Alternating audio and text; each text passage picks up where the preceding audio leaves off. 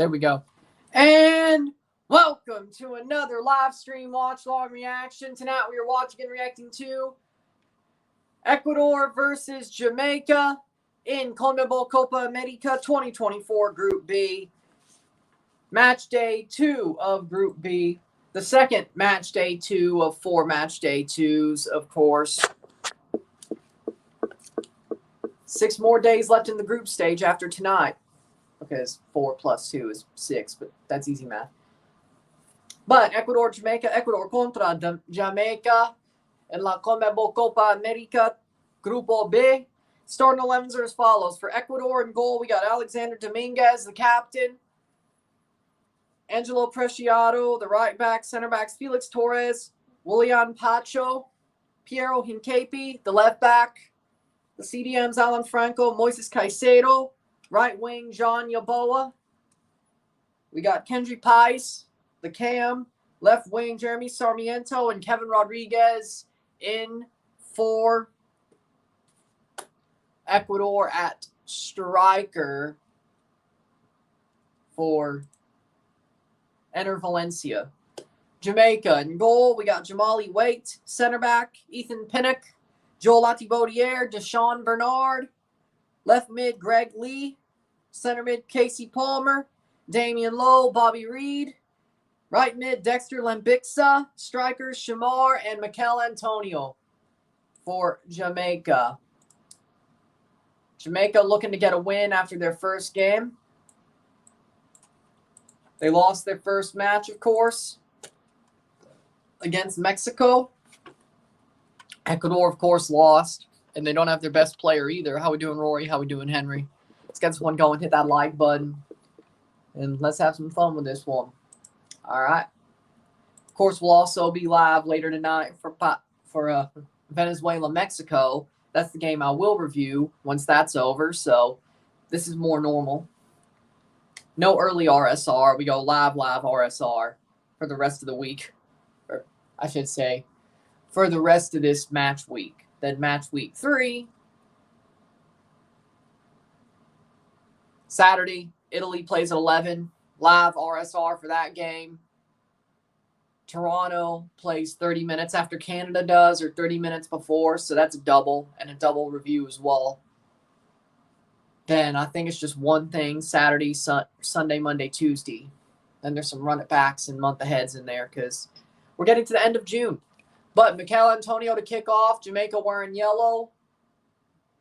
Ecuador wearing navy blue. And we will be off.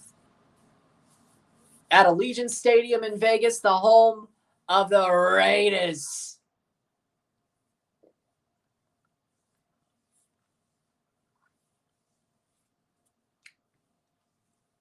Felix Sanchez, of course, coaching Ecuador, the former Qatar coach.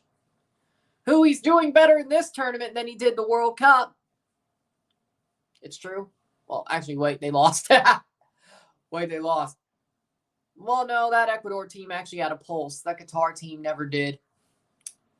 Funnily enough, his Qatar team lost to this Ecuador team during the World Cup. If you remember. That was the first game of the whole tournament. How weird is that? Christian Garay is the referee from Chile. I just think that's a little bit of a funny little thing to bring up, is that good clearance by Jamali Waite. Last second, but he got it.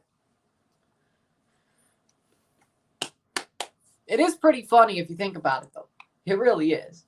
Like, Felix Sanchez coached Qatar, played Ecuador in the first game of the World Cup, lost, left Qatar,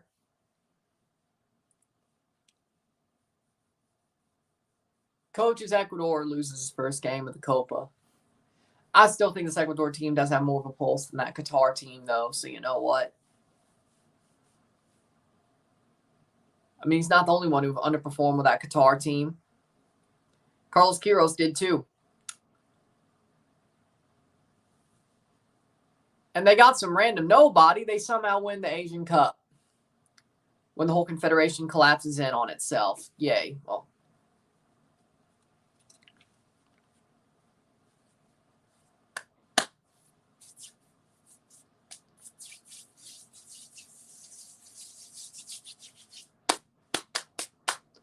With that being said, 2 minutes in, 0-0, settle.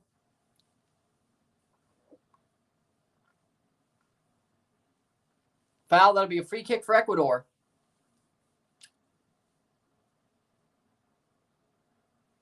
I don't think any team can be eliminated today from Group B.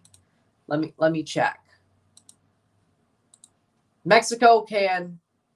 The winner of the Mexico-Venezuela game can qualify for the quarterfinals tonight. Not have to worry on Sunday. But if this is a draw, Ecuador and Jamaica still have an outside chance of getting second place. Loser would still be, of course, there's a winner of this game. They could be sitting second place. Well, actually, no.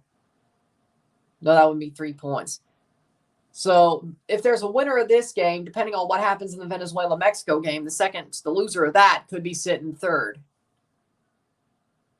But there will not be a team eliminated tonight on numbers because for Jamaica, Ecuador, they still could be able to pick up 3 points. And Venezuela could still, if they lose to Mexico, Venezuela could still lose to Jamaica. Ecuador could still beat Mexico. So it's probably out of the realm of possibility if somebody loses this game, that loser could still finish second. But by numbers, they still have a chance, a very outside chance. So nobody will be eliminated by numbers, mathematically eliminated tonight out of Group B. Now, of course, there could be a team to advance and be in the quarterfinals knowingly before Sunday. That would be the winner of Venezuela-Mexico. If there's an out-and-out winner, if there's a draw, chaos. There could be some chaos on Sunday. But happy draft day, the NBA and NHL. There's tomorrow NHL. Either way. Doesn't matter. The Raptors don't have a high pick, and the Leafs don't either. So, doesn't matter to me. The Euros today were crazy fun, at least the last 2 matches. You know, I'm going to say this. That match between Czechia and Turkey was an absolute madhouse. That referee was a knobhead. The referee legitimately made that game about him, whether he wanted to or not. So many cards. Like, he lost control of that game. It was fun to watch, don't get me wrong. But he legitimately lost control of that game. There were so many cards, it wasn't even funny. And I think Czechia got screwed. I think they should have had a goal. The handball, the foul, almost 1-0. Jamaica's up against it. Ecuador, Hincapi tries to get it, but it does get cleared. Caicedo! Save! Jamali waits, and it's going to go over the bar. Jamali Waite gets enough out of it to get it put over the bar. Kendry Pies puts it over the bar. The Chelsea loanee, or Chelsea wants him at least. I think he's on the club as a loanee, but hold on. No, it's Chelsea wants him from Del Valle. Yep, there we go. Chelsea wants him. There we go. Good for them. And Portugal was already through, so Chelsea wants Kendry Pies.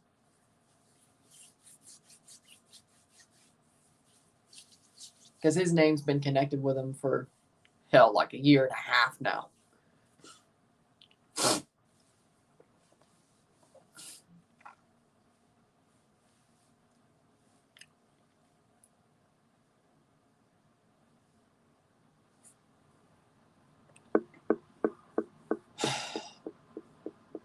No. They may win the Conference League, but that's about as good as we're going to get at this point. But I'll savor it because I know that's probably it. Maybe a couple more Europa Leagues, but they'll never win another Champions League. They'll never win another Premier League, or they barely will. Maybe a couple more FA Cups, but I'm really going to savor the Conference League. That might be the last big thing they can ever win. I agree with that. Whether he wanted to or not, he lost it. Cross in. Oh, Lembixa doesn't get there to clear it. Still with Ecuador. Sarmiento. Jeremy Sarmiento plays it back. Caicedo of Chelsea. Over the top. And that's cleared by Jamaica. Jamaica, man, they're about to damn near fluff their lines. This isn't good. 8th minute. Casey Palmer goes down. No call. Nope, it will be a free kick. I don't know about you, but Jamaica's, I'm surprised they haven't got scored on yet. I'm not saying they're playing badly, but Ecuador's all over them like water on rice. Which that means a lot, to be honest.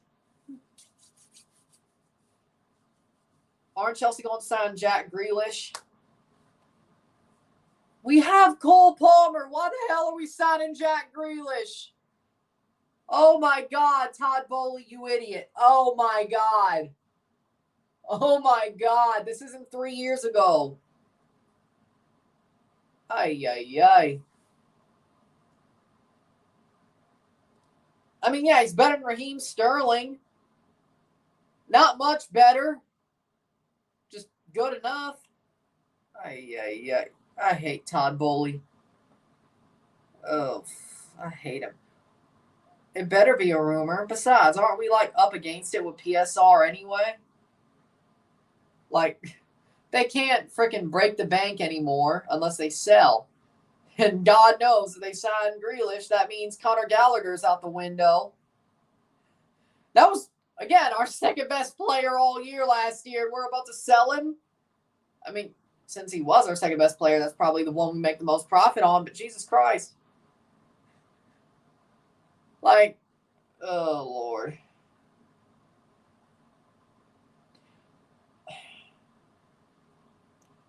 I mean, yeah, dumpster diving at Man City was a good idea last year, but, well, to be fair, Grealish is only alcoholic during the summer and after they win trophies, which he won't be an alcoholic at Chelsea because we won't win shit. Well, until the summer hits. So, actually, that's a good rehab program for him. Chelsea's a good rehab program for him. They ain't winning shit. I hadn't heard of Grealish being an alcoholic unless his teams won a trophy or the summer. So, you know. I don't think he's a complete alcoholic. He's just a really big celebrator. I think there's a difference. But when he does, he goes complete frat boy Jersey Shore binge drinking, which, you know, you do you. You do you. That's fine. But you do you. That's fine. But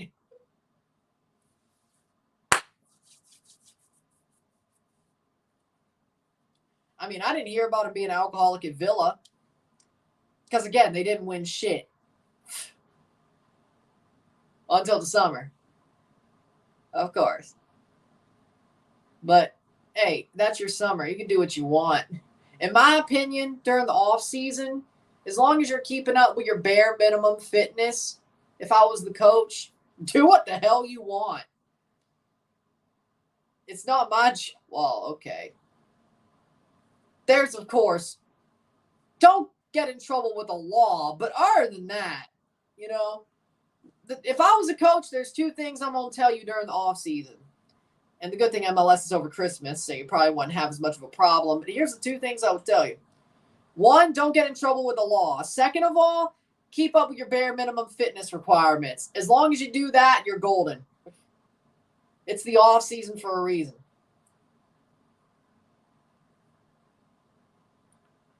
I'm still going, I will bust your ass during preseason, though,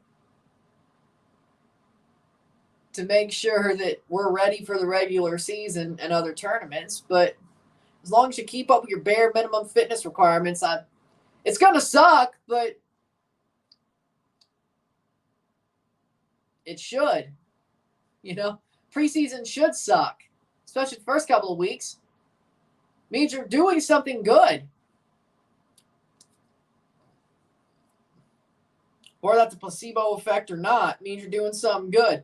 So, yeah, basically for me as a coach, don't get in trouble with the law and keep up with your bare minimum fitness requirements during the off season. You're golden. That's about it. I mean, that's just my opinion, though. It's off season for a reason.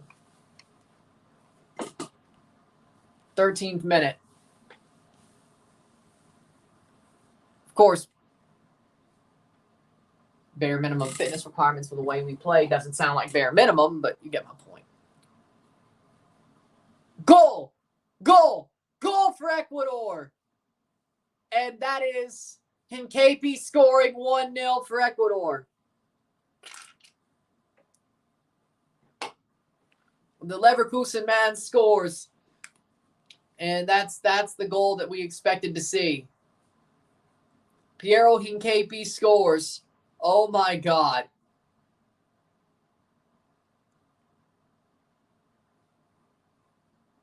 '13th minute, Jamaica screwed. I think that's probably going to be it for them. Ball headed back. Hincapi crosses. He gets in there. Oh my God. Holy shit. What a goal. Caicedo with the assist. Oh my God. The positioning of that. Jamali way off his line, and it just curls into the net barely. Oh my God. The touch on that. Oh my word. Yeah, no, that's goal of the tournament. Nope. There ain't going to be nothing to beat that. No. Ain't no way. Piero Hincapi, take a damn bow, man. Jesus Christ. Holy Lord. Holy Lord. 1-0, 1-0 Ecuador. People were asking where were the goals going to come from. Well, shit, I think we know now.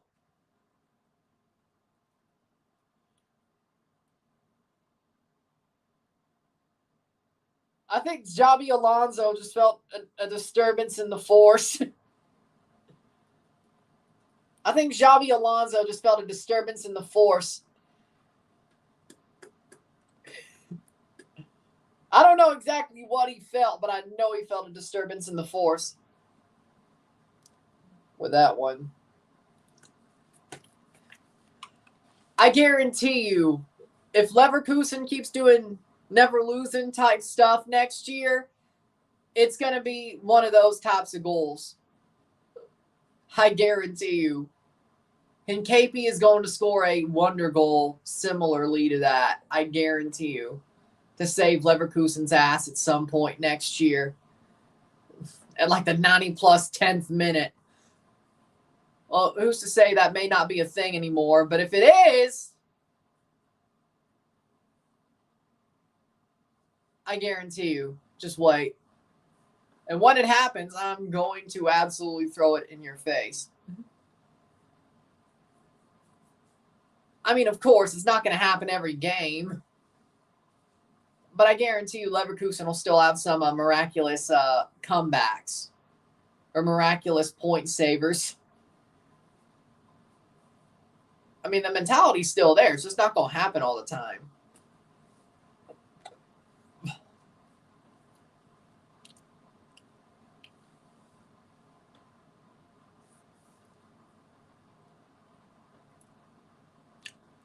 Like, I mean, it seems like most players are staying at Leverkusen.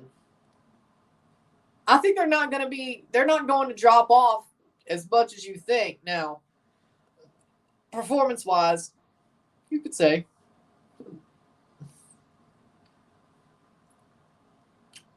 But I don't think it's exactly the performance we need to worry about. I think the mentality of that Leverkusen team is because of Xabi Alonso. And even then, I think even before last year, weren't they known for making some big comebacks anyway? And not giving up till the final whistle, like once he took the job? Didn't they do that? Like, I think people forget, but didn't they do that? Like, even before the title-winning season? Not as much, but It wasn't a weird occurrence. Like, they've always had that mentality of go until the final whistle. I think it's a pretty good roster for the Olympics for the U.S. women's national team. It's sad to see Alex Morgan not make it, but the Olympics are such a tight tournament. It's only an 18-person roster. It's such a tight tournament. You have to use everybody. And Alex Morgan has not had a good season in the NWSL. She's not had a good season. And the only reason she made the Gold Cup roster was because somebody did their ACL, and she was in the roster because of that. And, of course, the She Believes Cup roster. But, I mean, I'm not surprised. Like, Alex Morgan has aged heavily. And Emma Hayes has way more balls than Kenneth Heiner-Moeller or Bev Priestman ever did. Okay, that's just facts. Because I'm a fan of Christine Sinclair. I always will be. But damn it, the past 3 years, like since Tokyo, were dreadful. Dreadful for Canada. Christine Sinclair should have retired earlier. Like, I get the World Cup was coming up, but she was doing nothing. And they were still trying to play through her. Like, if you've noticed, Canada, the Canadian women's national team has looked so much better since Christine Sinclair retired. Because you can't just say, well, she's still Christine Sinclair. Let's go to her. That was the problem. Because she couldn't score. She lost her pace. She lost her scoring touch. And frankly, basically that's what Alex Morgan's going through now. But even at club, time comes for us all, is my point. And Emma Hayes has balls because she's not wrong to make the call. She's right. But that's a call Canada would have never made. But when you're talking about the greatest women's footballer ever and greatest goal scorer internationally on both sides of the coin, you kind of get a lot of leeway, I think, especially for a country where you're probably the reason why they're the second best country in the world at that side of the sport. And if you weren't there, they wouldn't have been. Again, you probably get a lot of leeway, but realistically, though, that was never Alex Morgan. But realistically, though, Christine Sinclair needed to stop being called up after Tokyo. We saw the train wreck coming, or at least I did. Nobody wanted to admit it. Hell, I barely wanted to admit it. But I saw it coming. And then look at the W side, or the W Gold Cup, how Canada played. They couldn't play through Christine Sinclair. They should have won the semifinal, and they should have won the whole damn thing. They were playing damn well. Same thing as the She Believes Cup. Canada women have played well since that. And hell, even during the Australia friendlies when Christine Sinclair had her goodbye tour. She didn't play much, but they played well. And Australia is still Australia, so... Now, speaking of generational changes, enjoy what Canada has for the next 2-3 years because their U17s didn't even make the U17 Women's World Cup. That's a problem. It's like the first time that's ever happened. The lower, well, at least the Northern Super League's coming in at the right time, I guess. Maybe that saves something, but I don't know. We'll find out.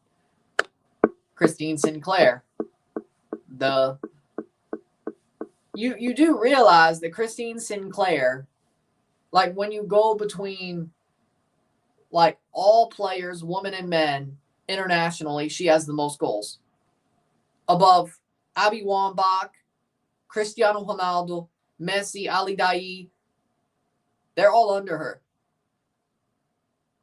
They're all under her. Yeah, how many goals did she have, though? How many goals does Marta have, though? How many? How many? How many? Right. She ain't even in the top 10. Yeah. Sure. Sure. 22nd minute. Sure.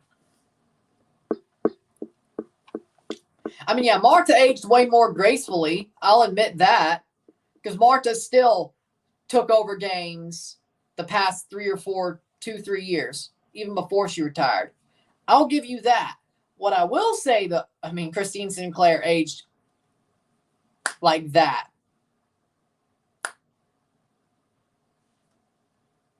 From useful to not useful in seconds. Especially for country.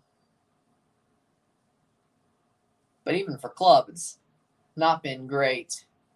Jamali Waite makes a big save, 23rd minute. But I will give you that Marta did age more gracefully, but I guess Marta's more of the Messi in this situation than a Cristiano. Again, you know what? Fair. That's fair. Marta's more like Messi in this situation. More of a playmaker, more cerebral. She aged more gracefully.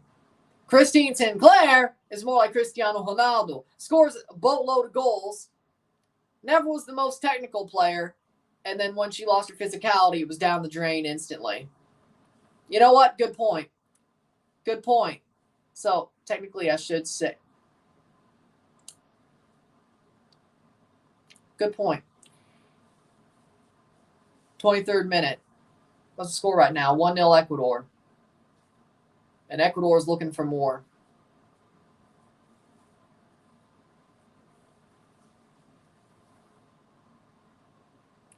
Jamaica has the worst manager of the CONCACAF teams in Copa America.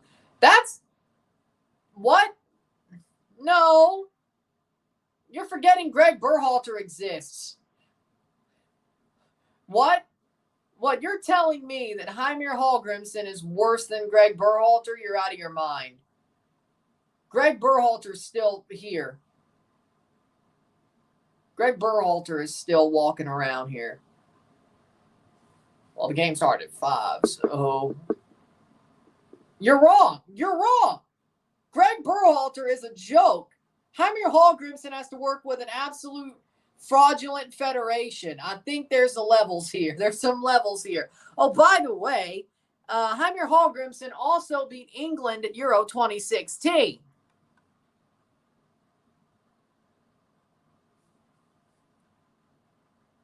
I don't think Berhalter could do that.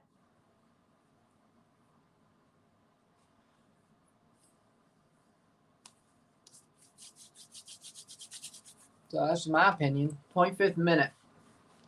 1-0.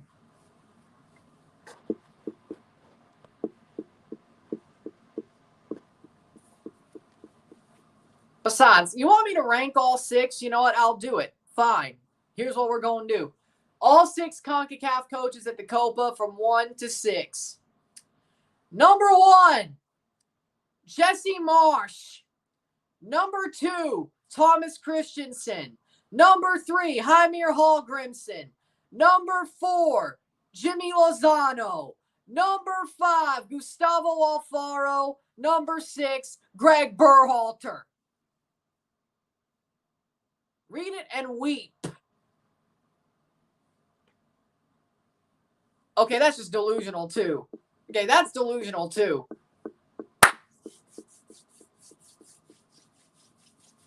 The only person I'll give an argument to being over Jesse Marsch is Thomas Christensen. That's the only person. Jimmy ain't over Jesse Marsch. Greg Berhalter sure as hell ain't. Alfaro ain't. And Hallgrimsson? No, Jesse Marsch is better. Jesse Marsch is better. Let's talk about Jimmy Lozano being the number 1 manager in CONCACAF at the Copa, which he's not. He wasn't ready for the gig. He won a Gold Cup and got the job because Mexico is corrupt as all hell. I'm surprised they didn't throw him under the bus after Uruguay and just bring in Aguirre. I'm surprised they didn't do that. Subanse Alamber Jimmy. Subanse Alamber Jimmy.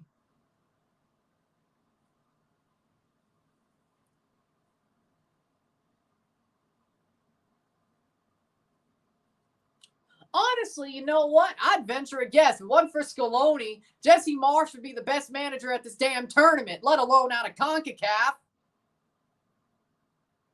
Actually, you know, I'm going to go there. Jesse Marsh would be the best manager at this tournament if it wasn't for Lionel Scaloni. I'm saying it now. Now, I'm going there. Jesse Marsh, if it wasn't for Scaloni, would be the best manager at this tournament.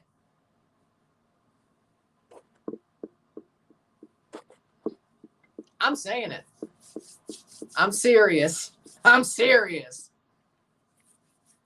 What, you think Felix Sanchez is better than Jesse Marsh?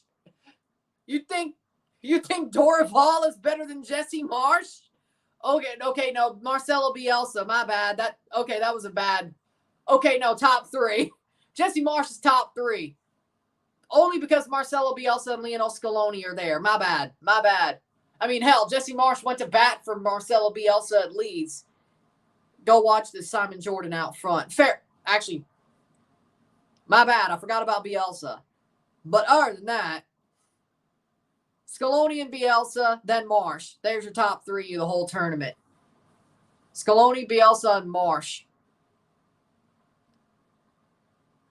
I can't believe I forgot Bielsa. I'm not going to lie. Scaloni, Bielsa. Actually, no. Bielsa, Scaloni, Marsh.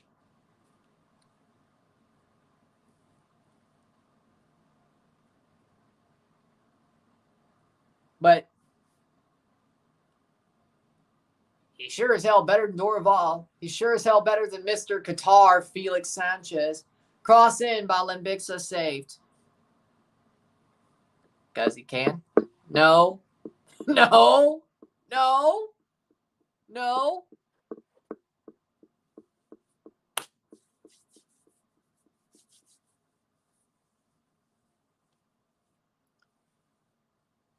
Player down hurt, 29th minute.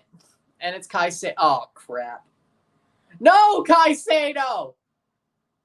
As a Chelsea fan, damn it, why? He pulled up injured. Damn it!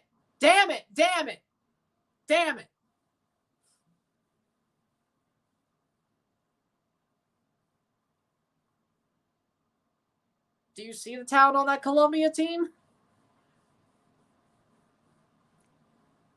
I think the manager has a little bit to do with it, but really look at the talent on that Colombia team, though.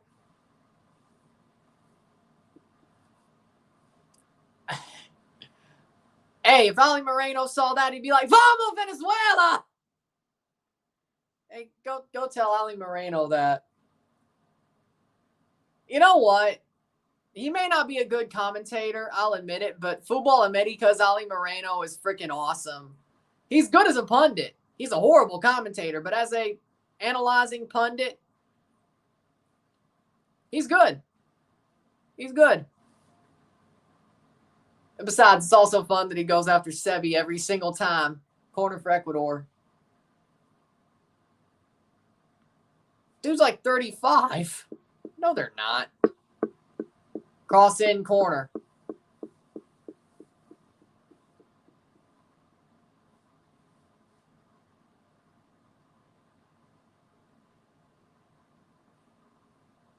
Yeah, Morocco's better than Chile, if that's what you're saying.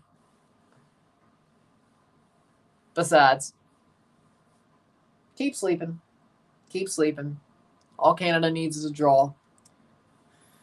Chile ain't going to play like they did last night. Argentina, they always show up. They ain't going to show up like that against Canada. They gave everything against Argentina. They ain't going to show up like that against Canada. Which is exactly what some people were saying about that game. If Chile showed up like they did against Argentina, they probably would beat Canada, but I don't think they are. I agree. It's like, I don't know. Let's see. You notice all the former players that are managers are shit players? Like, Cristiano Ronaldo would not be a good manager. He's too egotistical, but he would never be a good manager. He's too good of a player. Messi, he may try. Messi might be that exception to the rule.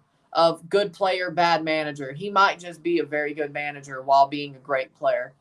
I don't know if he'd be as good as a manager, but I think he could be the exception to the rule. Bobby Reed, shot save.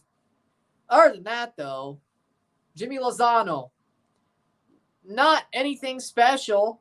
Well, he's not really a good manager either, but at least he won a Gold Cup. Phil Neville, he's the one they make fun of all the time. Good manager, though. At least now at Portland, he learned enough. Also did pretty well with the England women, so there's that. But Serena Vigman is really pushed forward past what he did, but he built the building blocks at least. But normally, if they're a good player, they're a shit manager.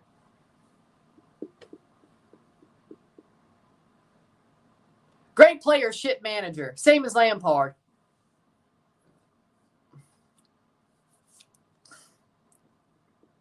Exactly. Like Steven Gerrard's the poster boy. Well, him and Lampard. Great players, shit coaches. And Lampard's supposed to be a Mensa member. Peter Vermees. He used to be good. That's the problem. I think the game's passed him by as a manager. And I think the game's just passed SKC by as an organization. But I think the game's passed him by as a manager. He was an okay player. But I'm talking about, like, great players.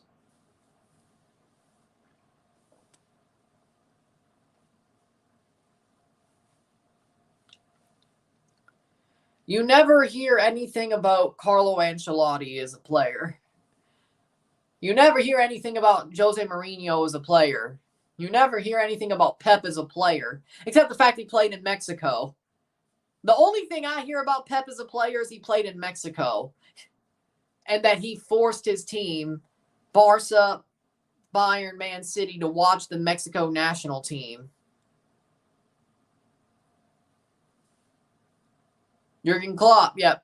Great coach, trash player. Like, that's all I... As Pep as a player, all I know is he played in Mexico and he wants his players to watch the golden generation of Mexico for tactical reasons. Which, you know what? Piojo.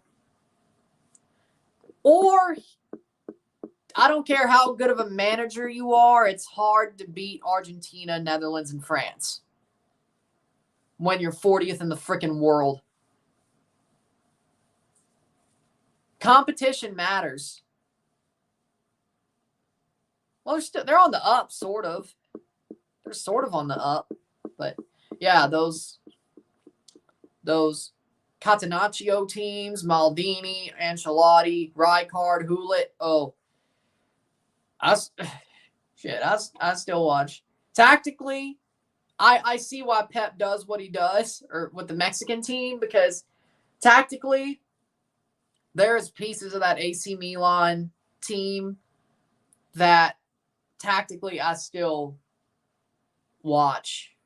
Older matches or older highlights from them, because there's a lot to learn from that era of AC Milan tactically.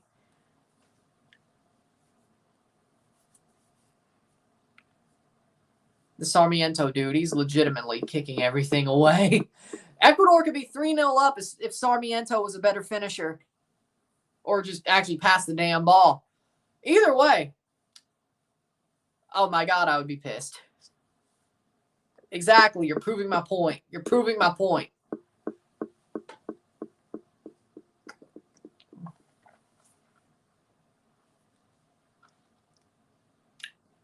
Like, Xabi Alonso and Lionel Messi, Xabi Alonso's already working towards it, but Xabi Alonso, as of now, might just be that exception to the rule. Xabi Alonso is an amazing manager. Maybe even better than he was as a player, and he was a great player. Xabi Alonso, of course, got to get a bigger job, probably. But as of now, it looks to me, exception to the rule, Xabi Alonso. And I think Messi could be the same if he chose to coach. He could be the same. because he's so cerebral. I think he would be the same. And I think he could relate with younger, less experienced, less talented players because, well, if you look at Miami, he's sort of doing that because you think all the good stuff that's happened for Miami, you think Tata's really behind that? No. I guarantee you Messi's pretty much a player coach over there at Miami at this point. So you know what? I'll say if Messi wanted to be a manager, he'd probably be the exception to the rule to that as well. Zidane, another exception, but he just doesn't want to do it. He doesn't want to do it. That's the problem. He gets bored easily. He gets burnt out easily, which is weird, and he only coached Real Madrid, but he still won 3 Champions Leagues and still won multiple La Ligas and all that. And he basically set up Ancelotti to win 2 out of 3 Champions Leagues. So Zidane, the problem with him is he gets burnt out easily. But yeah, I would agree. If he didn't get burnt out so easily, he'd be in that exception to the rule conversation. But I'm already putting Messi there, and he ain't even a coach yet, so.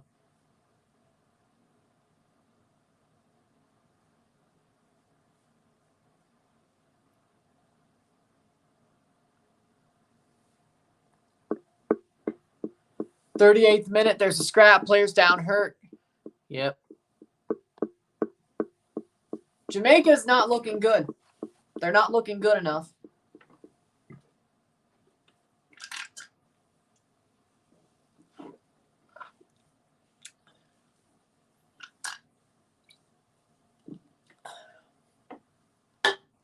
Ecuador is making this easy work. And the worst part for Ecuador,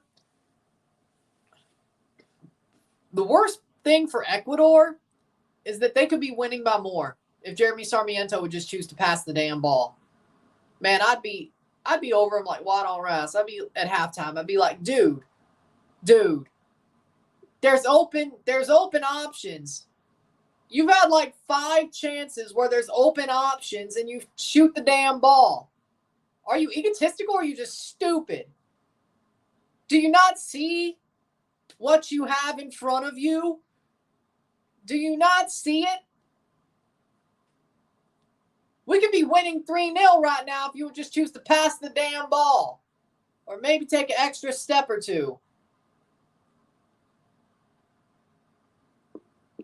Thoughts on the Portugal match? It was not great.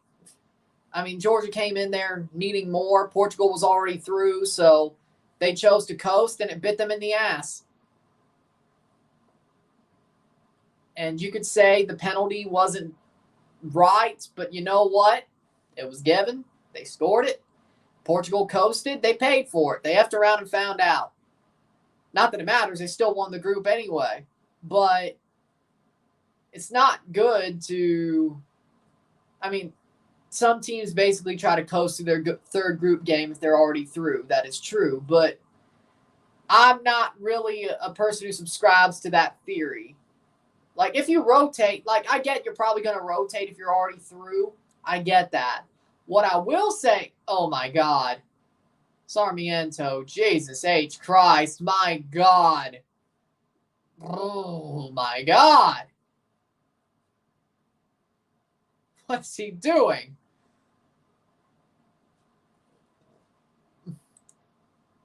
Dude, you play for Brighton. Calm your tits.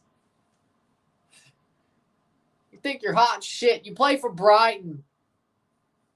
Dude, calm yourself. You play for Brighton. Come on, man. You play for Brighton. Come on, man. And I don't think it's a player, though. I mean, he's a great manager, but he's also a shitheel. But manager, great. Player, good. At best. Nobody talks about Simeone as a player, even before he became a manager.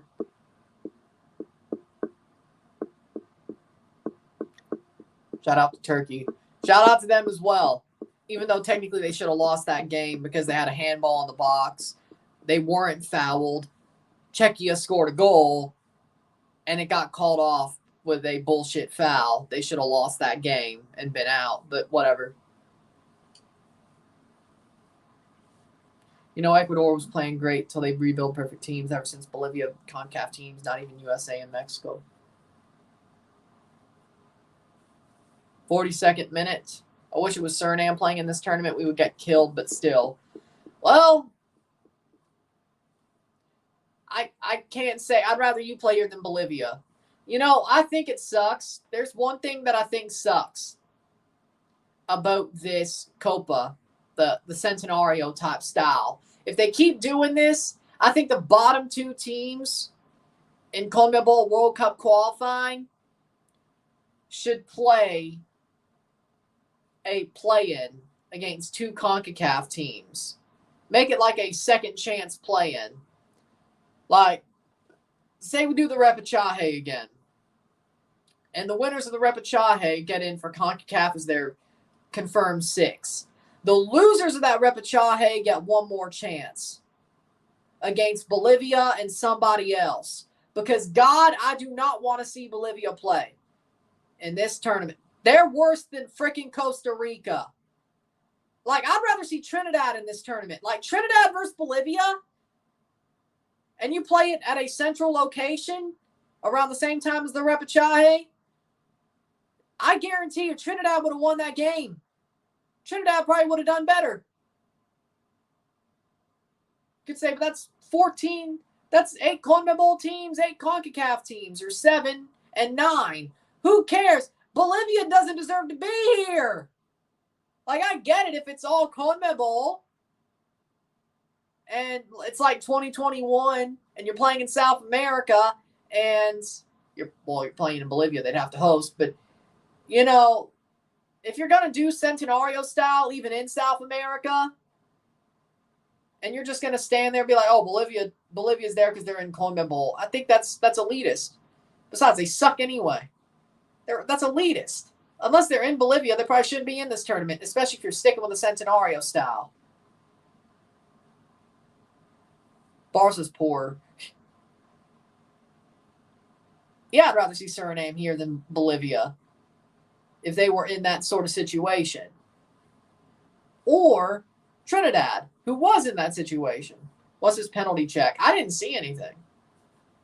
And they're going to go to the monitor. Let's see what we see. Because I didn't see nothing. But yeah, I'd rather see Suriname at this tournament than Bolivia. I think he actually would do better than Bolivia.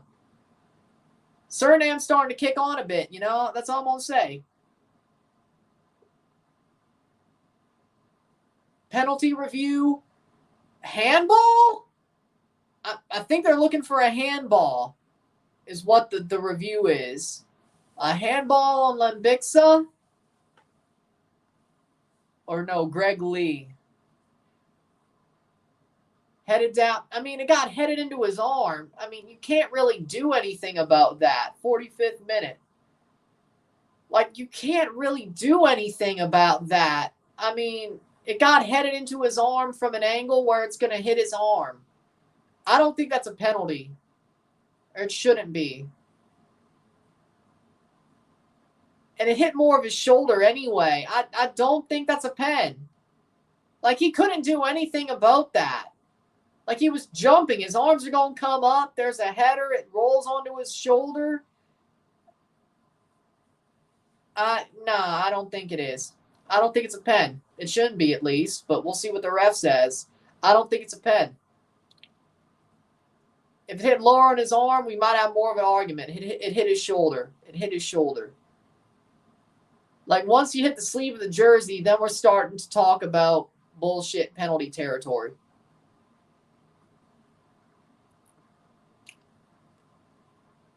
And we're in bullshit penalty territory. Besides, the way the play went, I'm not... Like, bringing his arm up is what's going to get him called on for a penalty, I guarantee you. But I don't think it is. I'm not biased. At least I don't think so.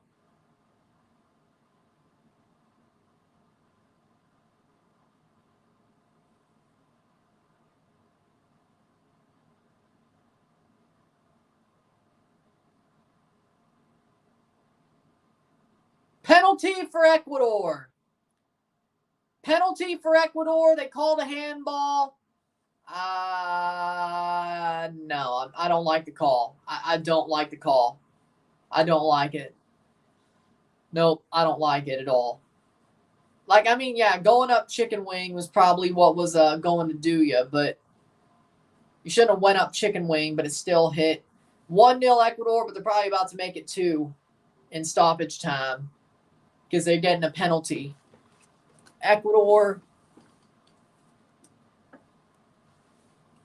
can be called either way. It's really the ref's decision. I agree it should be no call.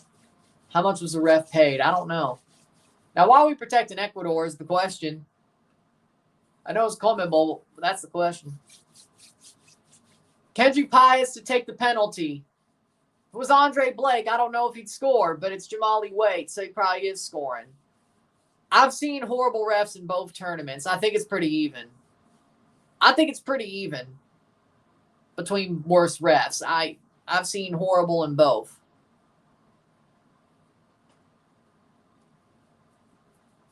Kendrick Pius to take the penalty, 48th minute.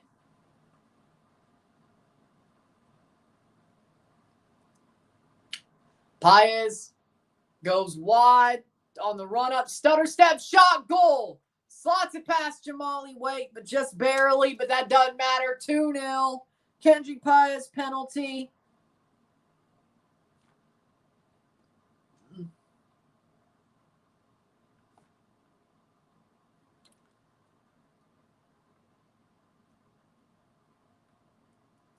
+45 +3. 2-0, 2-0, Ecuador. He did the Neymar run-up. Yeah.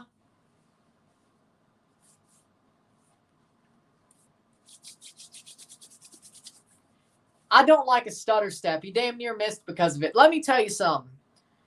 If I was a coach and I ever saw one of my penalty takers take a stutter step run-up, I would legitimately tell them. Hopefully it's in practice. You change your run-up because for some reason, I swear to God, a stutter step makes people miss. Like, I don't know what it is, but a stutter step is the worst thing to do before a penalty. He was an idiot for that. Man, I was so hyped when we got him, but he was an idiot for that. Not really because he sucks, but because the team sucks. But, 50th minute. I wouldn't have been mad either way. I mean, I have a soft spot for Liverpool. I wouldn't have been mad either way, to be honest. But, whatever. Bye, Jamaica, unfortunately. Yep. For me, here's the thing.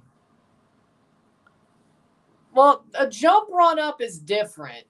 To me, that actually makes things harder for the goalkeeper. Like a Jorginho run-up, the Joseph run-up, the Bruno run-up, I don't really have a problem with that. That's not a stutter step to me. A stutter step where they damn near stop, run again, 2 more steps and then go. That just messes up your momentum. I don't know exactly what it is. Kendrick Pius puts it over the bar. I don't know exactly what it is. But I'm going to guess, personally, it's the momentum. It's the momentum of the run. A jump does add to your momentum, but it also fools the keeper. A stutter step takes away all your momentum except for a very little bit of it. If you want power, which... if you're going to go bottom corner, which most of these guys who do a stutter step go bottom corner,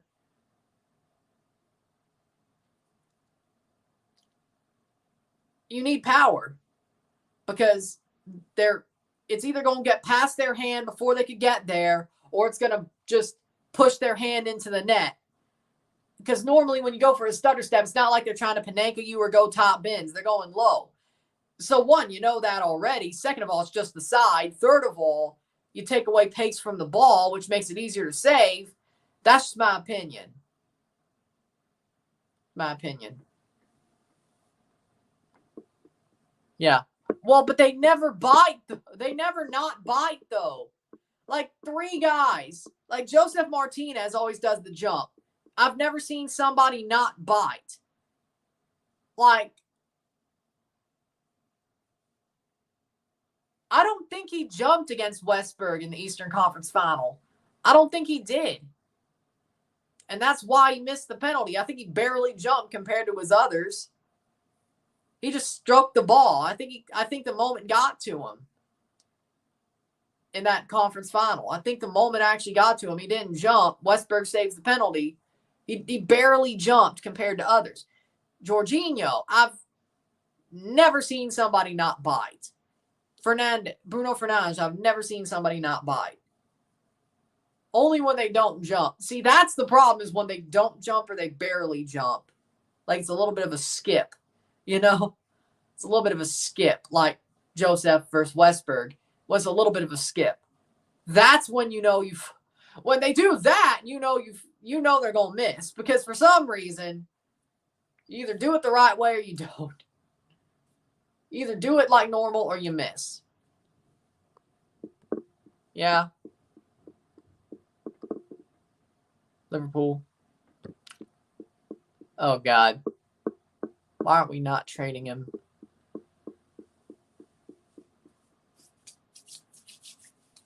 Like, to me, I think it's got to be about the momentum of the run when it comes to the stutter step thing. But the jump is the opposite.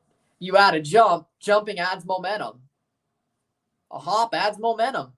Your body's moving, that's momentum added to the situation. So the question is, right? Question becomes,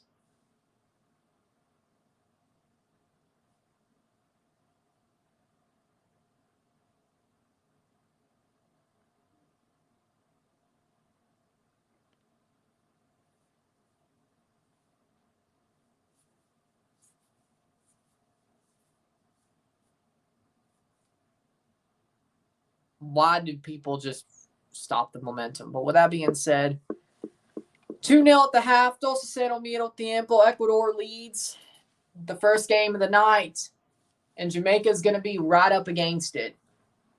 They won't be mathematically eliminated, but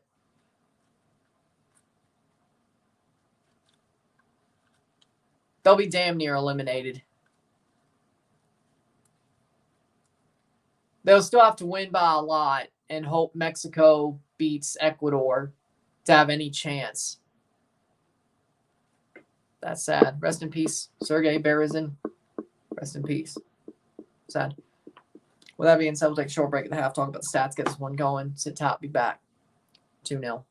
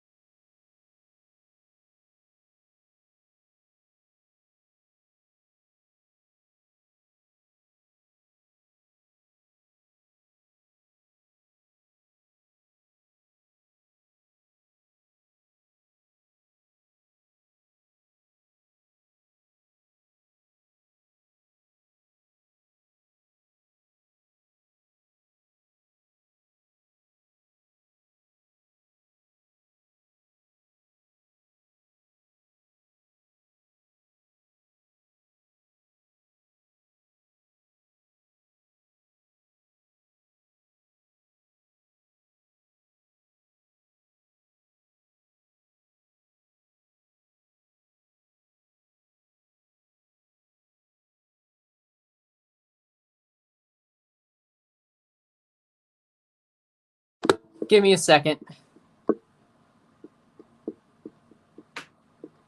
Damn.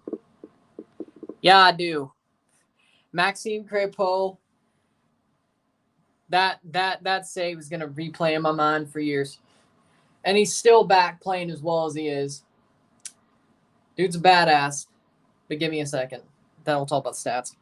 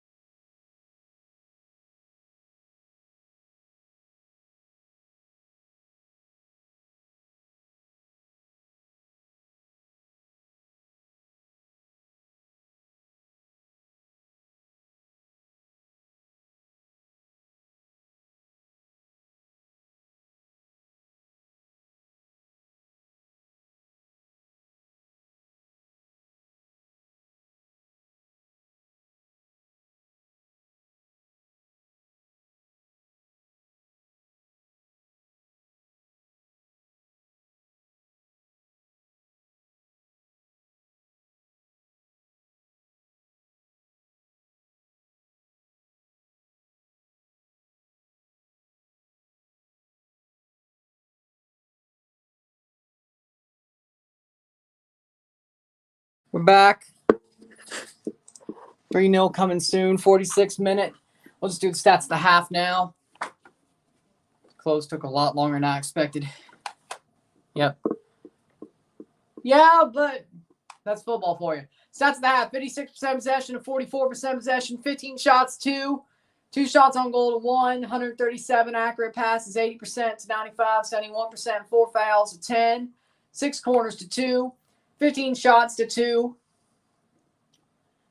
2 shots on goal to 1. 171 passes to 134. 80% pass accuracy to 71. We got 10 throws to 9. 0 offside to 0. 0 yellow cards to 1. 0 red cards to 0. 2-0 at the half, which now they're playing the second half. Jamaica's getting their ass kicked. Ecuador's been the better team. Ecuador, without Ener Valencia, has found the game that they needed to have.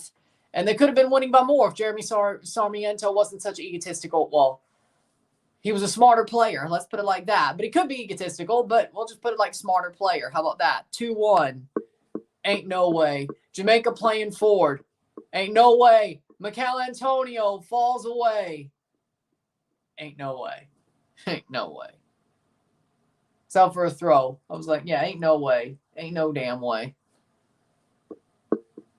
Now you're saying, of course, the Oilers lost 2-1, but nah, the Leafs are going to do it next year. Craig Berube is going to fix everything. The Leafs are going to be the ones to break the curse next year with Craig Berube at the helm.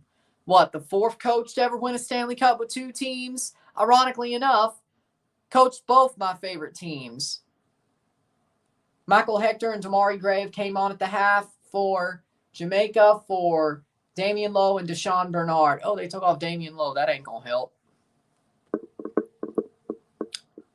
Ah, cool. That's nice.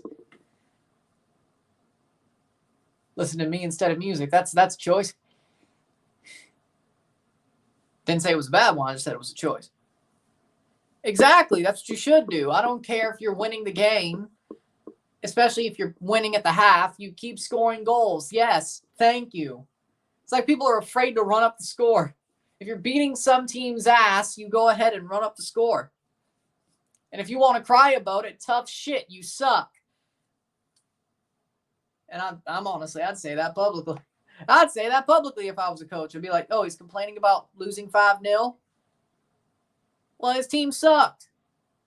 Go cry about it. Your team sucked.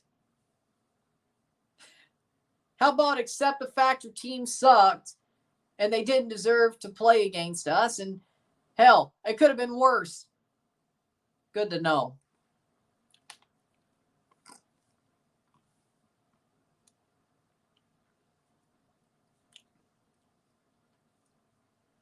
I don't see why running up the score is a bad thing. I don't see why it's a bad thing. Jamaica will be eliminated with a loss and a Venezuela win or draw versus Mexico. Wait, what? How?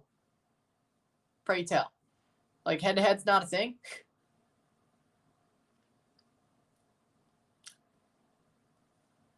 Wouldn't Mexico be the reason why? I mean, yeah, it means they've scored more goals than them, but okay. But they play Venezuela. They already lost to Mexico, so shouldn't that be a Mexico win? Whatever. Honestly, it may be the truth. Honestly, they may do need him, but he never really plays well for the national team anyway. But, he's still Leon Bailey, though. This might make the JFF, listen. I don't know. Even though really it's Craig Butler trying to get Rudolph Speed out of there. But, it's not really Leon with a problem. It's just that he wants some demands. But it's really Craig Butler wanting out Rudolph Speed from being the technical director. Because, they hate each other, right? They hate each other. Personally, I'm Team Butler. But, personally, Team Butler. But I'm rooting for Craig and Leon, personally. Anything to make the JFF get embarrassed. and actually pay for being embarrassed. So go on, Leon, and go on, Craig. Get Rudolph Speed out of there.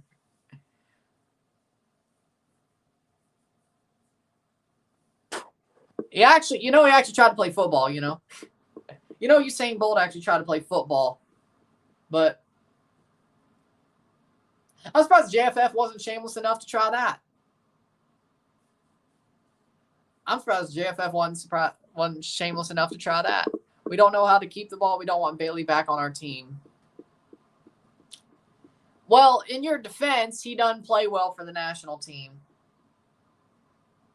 In your camp's defense, he never played well for the national team anyway, except for the last window before he gave up. So, fair enough, right? I get it. Sure. I mean, Damari Gray honestly is a better player, at least on national team level.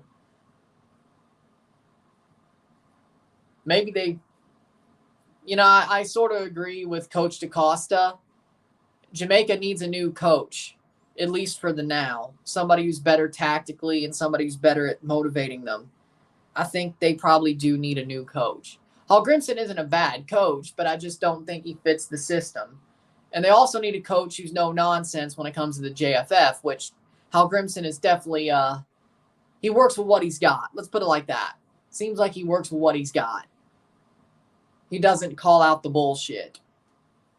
He honestly abets it, to be totally honest. Corner here for Jamaica. You need a manager who's a good tactical manager who won't take the JFF's bullshit, which, who am I kidding? Shot! Oh! Goal! Goal! Goal! The Reggae Boys! Mikel Antonio scores 2-1. It wasn't the prettiest, but who cares? It counts. 2-1 Jamaica, 2-1 Reggae Boys. 2-1. Oh, yeah. Craig Butler's who we're talking about. Goal for Jamaica. Mikel Antonio slots it home. It wasn't the prettiest.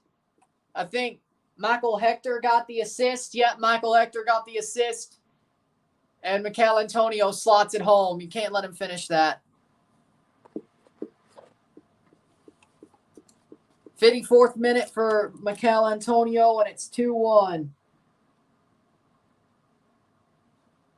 This game ain't over yet. Great play by Mikel Antonio. 54th minute goal. 2-0, 2-1, 2-1. There you go. Unless Sarmiento starts passing the ball. He won't. If anybody can fix it, it's Craig Berube. Jamaica's first Copa America goal in 8 matches played in the tournament's history. Well, hey, Canada did it quicker. Can't keep the football. Yes, we need a coach to get our team playing more possession football. I agree. If Jamaica could keep the football better and more for longer spells of time, I think they could do better, at least against more CONCACAF opposition.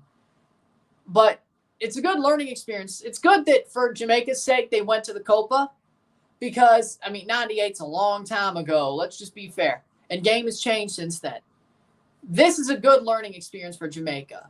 For them to truly make the World Cup and do something in it, they can make the World Cup doing what they're doing. But to do well in the World Cup, and you have to have learning experiences. Just ask Canada, especially after a very long time. Again, just ask Canada.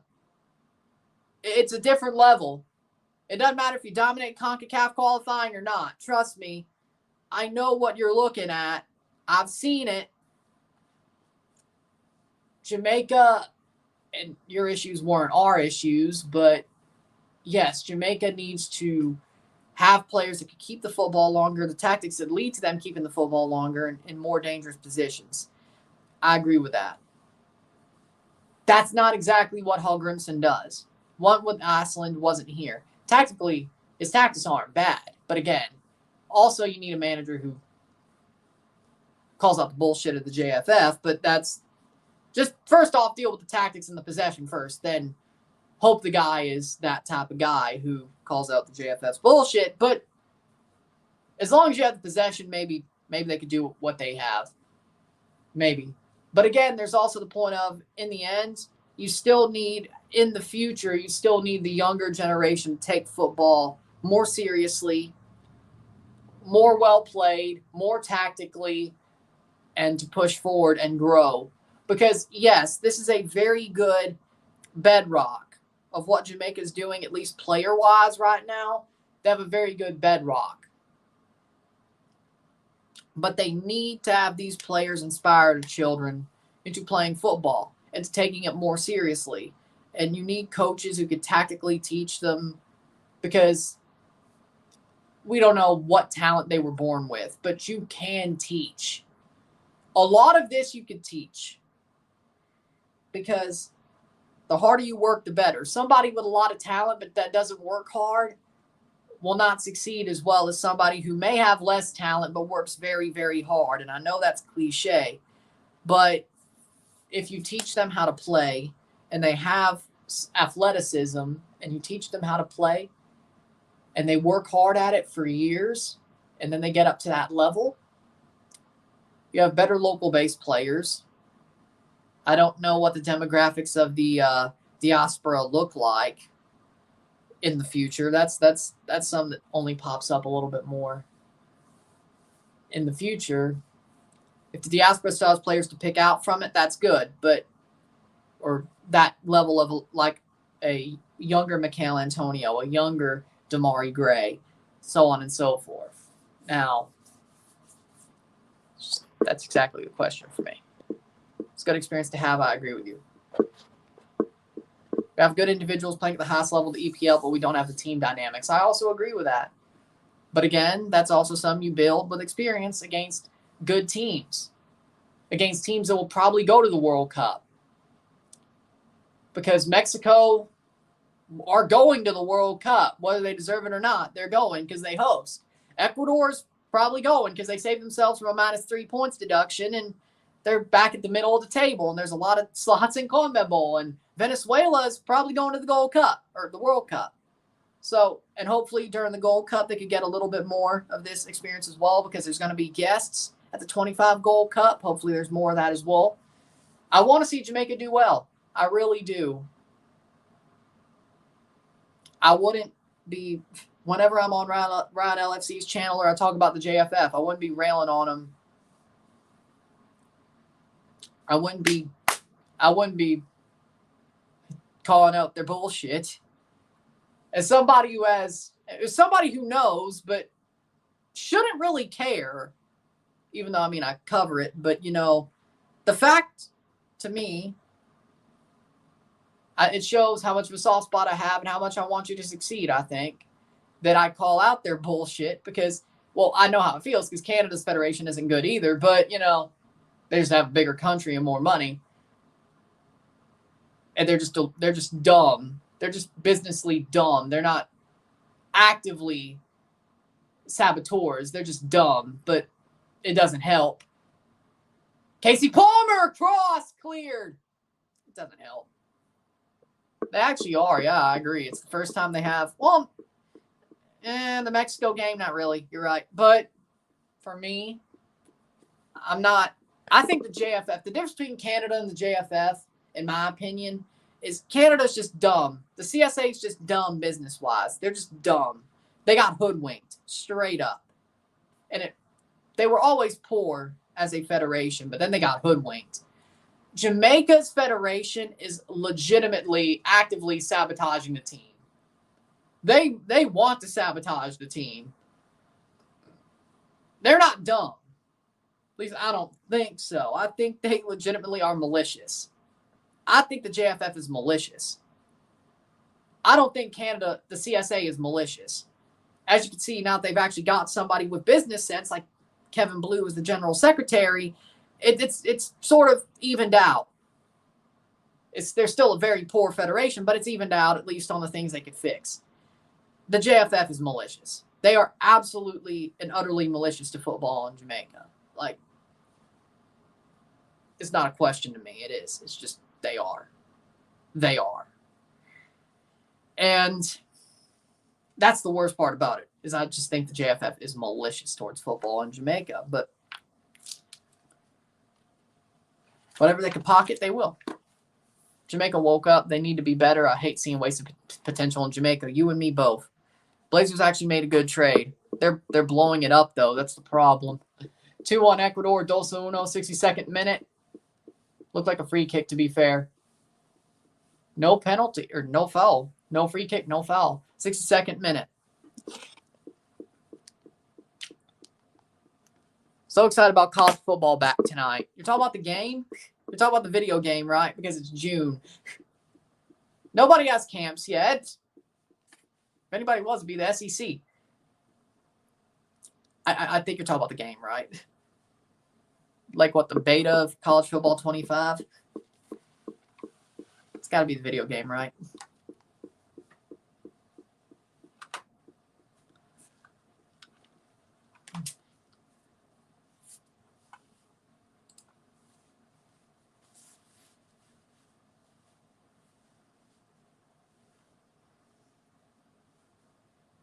Third minute.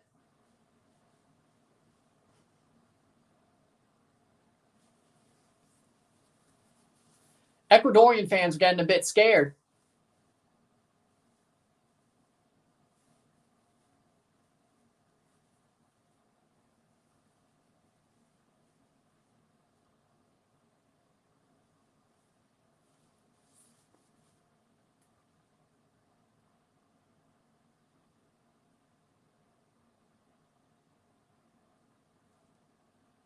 Rest in peace to Sika.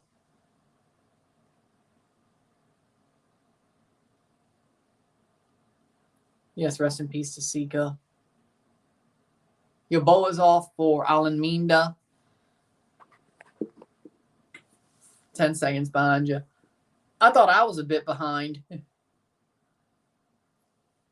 Can't really fast forward the Fox Sports app. There's a problem there. 64th minute. But the problem is here is, isn't it sort of a good thing to burn everything down? Like, at least for the Federation-wise. I mean, I get it's probably not the best look, but let's just consider the fact that the Federation's a joke.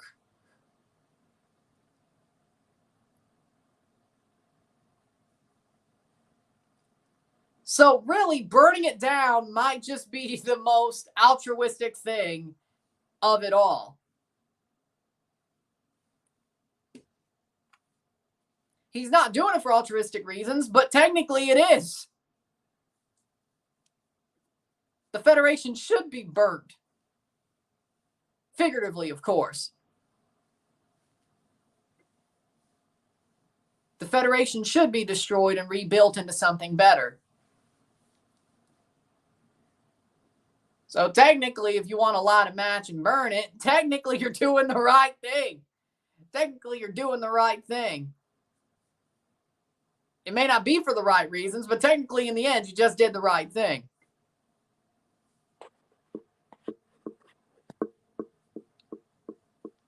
He told the JFF his son Kyle, don't get called, Bailey not playing. But that was like the first time Bailey like dragged his feet to not play for Jamaica. They got past that. And yeah, I know Kyle's not a good footballer, I know. But I thought that was more of a 2020 thing. Like that was before he committed. And they got past that, then Leon committed. I didn't think that was a part of it now. I thought the security was a part of it. Rudolph's speed loses power was a part of it, which needs to happen. I thought the Kyle thing was more of the first time, and then they got past that. And no, I know he's a crap player. I know Kyle sucks. I know he's horrible. I know he's a joke. I know.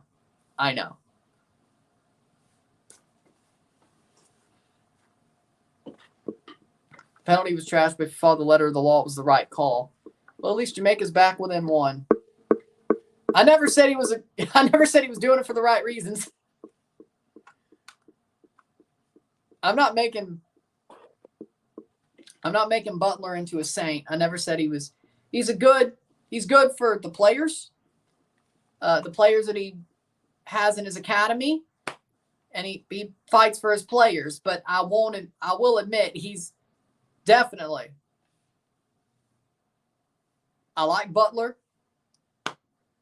He definitely wants it his way, and he'll try to get it. But technically, in the end, even if he's doing it for not altruistic reasons, it's still probably the right thing to happen. But no, I'm not trying to completely give him I'm not giving him a halo. That's not what I'm doing. None of us, let's be honest, none of us have halos. None of us do. And of course, we're going to look out for ourselves. But, you know,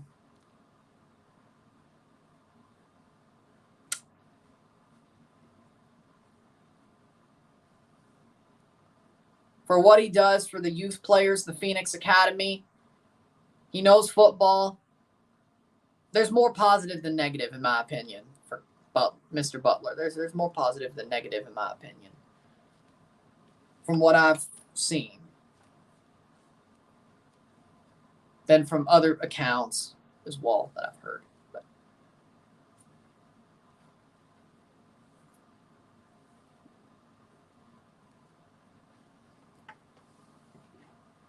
that's all I'm going to say. But I'm not trying to give him a halo. That's not what I'm doing.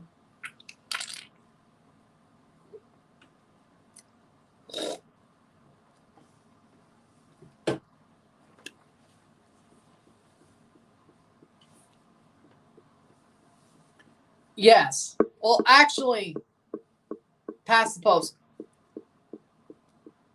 I mean, Vic Schaefer's up there, but probably.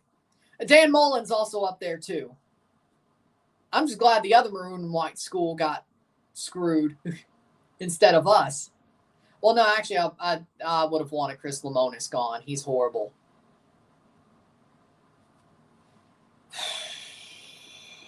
Canada, USA, because Panama and Bolivia ain't. I kind of want to say Mexico, and Costa Rica has an outside shot. Jamaica, if they don't score a second goal, they're out. I think Panama is going to be a victim of their draw. I think Costa Rica might just pull it off. Call me crazy, but I think, well, they're going to have to play Colombia. 2 points probably won't be enough. But if they do beat Paraguay, then we're talking. Costa Rica might just pull it off. It wouldn't shock me if they beat Paraguay and pull it off. They're losing to Colombia, though. But Brazil, I don't know, but Brazil loses to Colombia.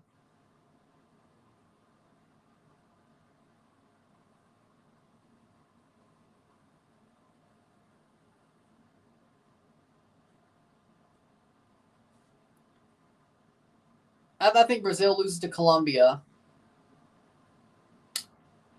Paraguay, I'm not. I think they beat Paraguay, but here's the problem. They'd only have 4 points. Costa Rica would also have 4 points. It depends on the goal differential. Who knows? First of all, congratulations. I have no more anger. We missed goals, and you did one. Do you reckon Chile was robbed yesterday? No. I don't think it was offside. I mean, it wasn't clear and obvious. I don't know what the hell they were drawing the lines off of. So, if it's not clear and obvious, it's not offside.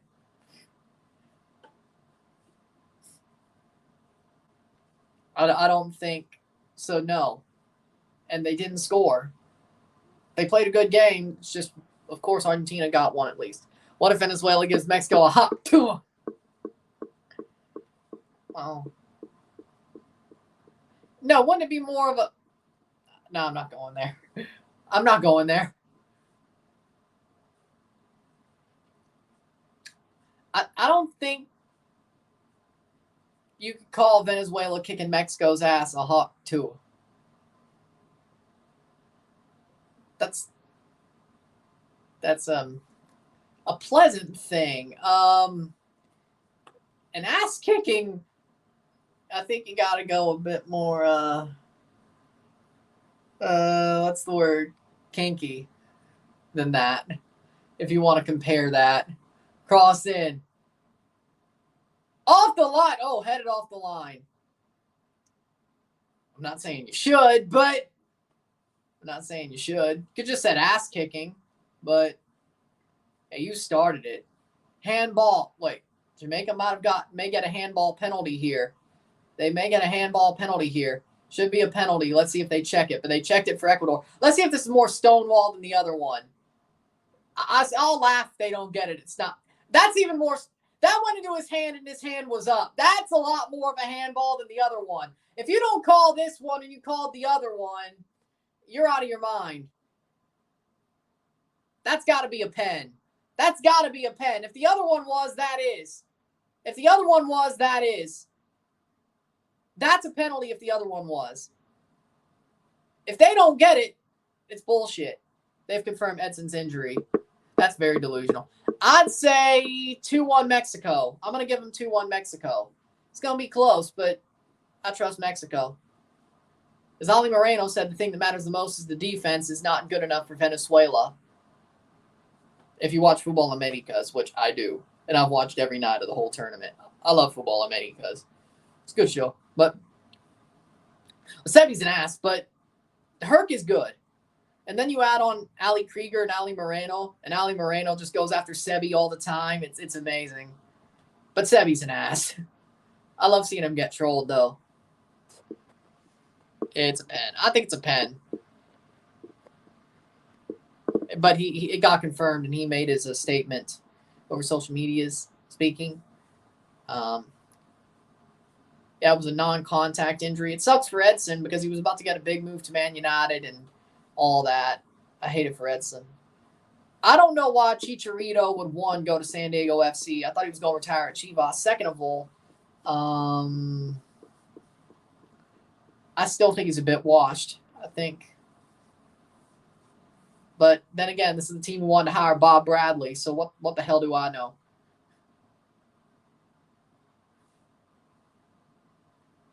Apparently, Rondon didn't like his time with River Plate, said he couldn't buy a TV because he only had Euros. They're going to the monitor to look, 74th minute. Now, the question for me is this. I think it's a pen. If the first one was, this is a pen. That's even closer. This is even closer.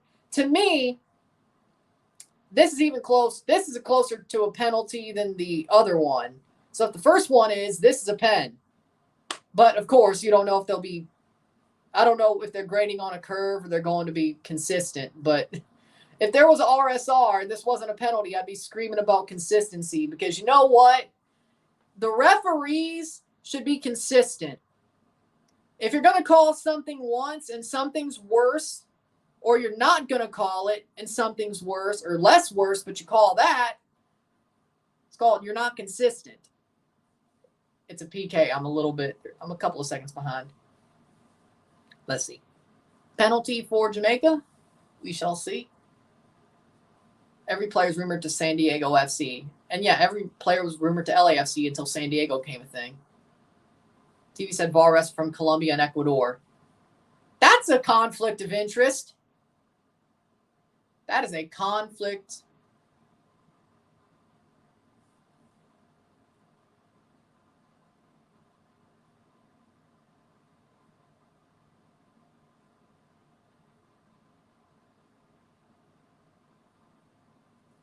Penalty for Jamaica.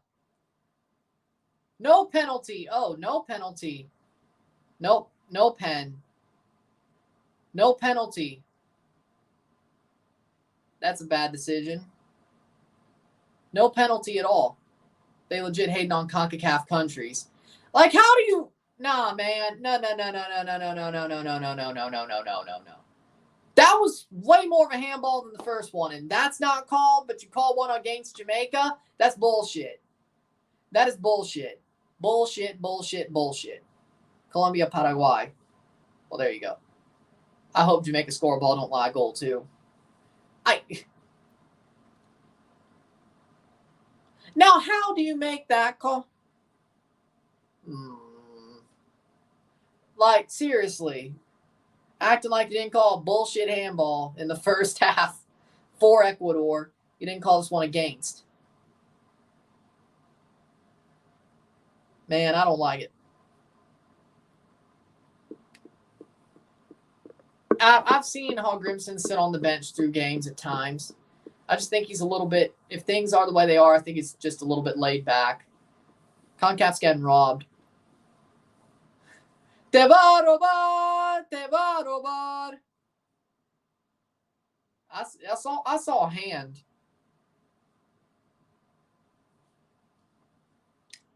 Historia de atracos en Copa América.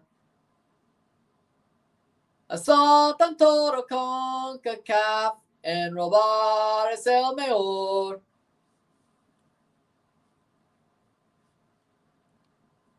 You get the point. Throw in. CONCACAF getting robbed. It looks like it to me. Thank God Canada. I think Canada was the one who got robbed the least. Like, if you think about it, CONCACAF, Canada got robbed the least. And they still should have been up 2 men. But at least they were up a man. Most of that Peru second half. They should have been up 2 guys. They still got robbed, but at least they won their game and they were up a man. So you know what? But USA, they didn't get robbed either. They were playing Bolivia. There's no way to rob you. Except for maybe goal differential, but I don't think that'll matter. Uruguay, Panama. Now I just think Uruguay sucked until the right end of that match.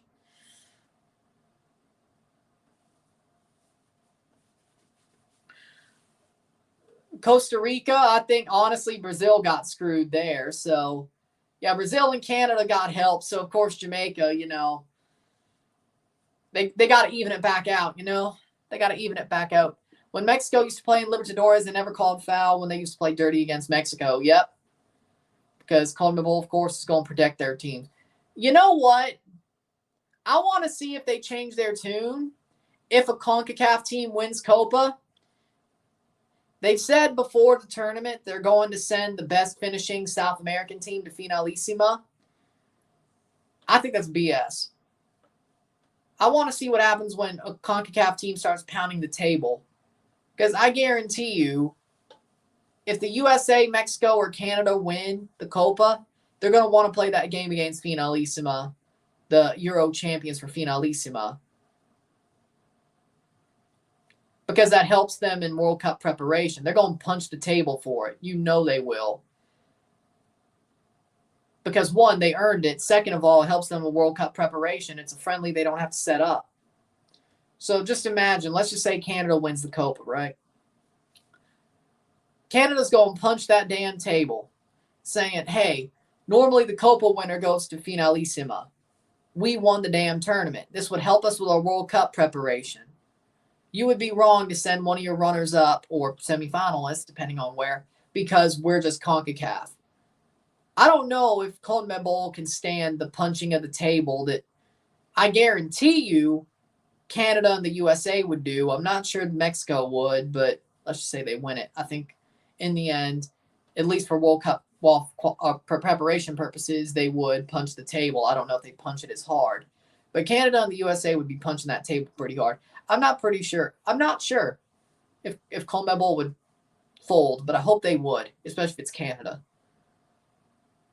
Probably going to be Canada versus Spain. That's going to be a fun one. But, you know, or Canada versus Germany. That's going to be a fun one. It'd be nice if it was France again. That'd be something. Who's the best Ecuador player? I mean, on the roster, enter Valencia tonight. Kendrick Paez. I'll go Kendrick Paez. What if the finals are all CONCACAF final? They said the farthest going or the farthest advancing CONMEBOL team. I don't think that stands. My point being is if it's a team like USA or Canada, I don't think that's going to end up standing. I think they're going to punch the damn table for it. I don't think it's a thing we'll have to worry about. I think Argentina will win the tournament anyway, but it's just a food for thought. I think in the end, be like, we let you host the tournament here, and you're not going to let us go to Finalissima for winning your damn tournament, especially if it's the USA, or be like, we played the tournament in our continent.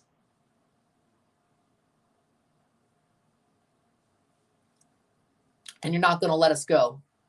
Okay, that's bullshit. The money's on CONCACAF's card, and we won your tournament, and you're not going to let us go? Besides, we need the World Cup preparation. It helps us playing a really good team that we don't have to schedule a friendly for, which would be really hard because of qualifiers and all that stuff and the schedules. You know, besides, would you rather a CONCACAF team win the tournament than Europe? I bet you would. That's just sad. I remember when Liga MX used to play Copa Libertadores, the one time a Mexican team got to the final, they randomly put away goals for the finals. I think Boca Juniors won the final on away goals. Yeah.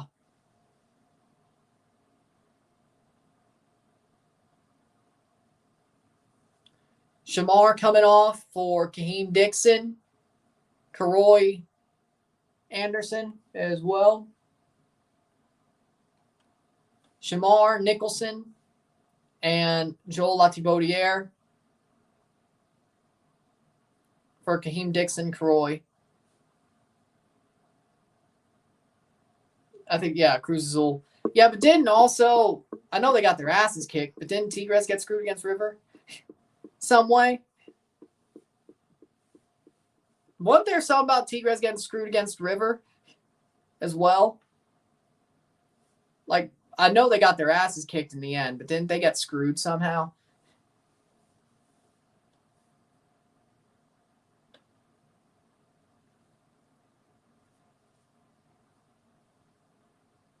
Did they?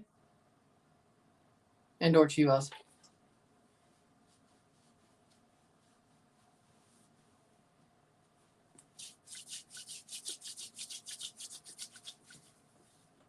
I wish, but you know what? I wish CONCACAF teams were in the Libertadores. LA Kings' new sweaters and badges are perfect and beautiful. I agree. I like the Gretzky era logo better, even though it does give me PTSD.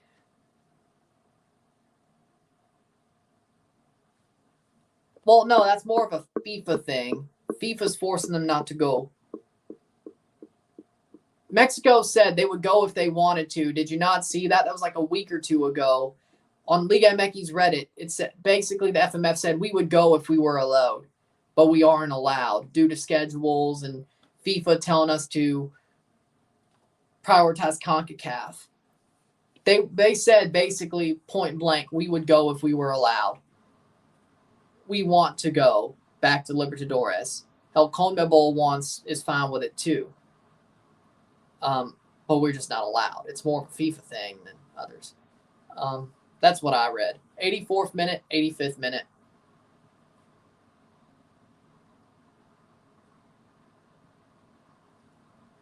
Cruz Wolves, Copa Libertadores, runner-up 90s. Pachuca won the Sudamericana. Merco Norte then. Yeah, didn't DC United also win the Sudamericana? Or, no, they did, didn't they? They did. Because DC United was in the Sudamericana, and I think they won it back in the 90s.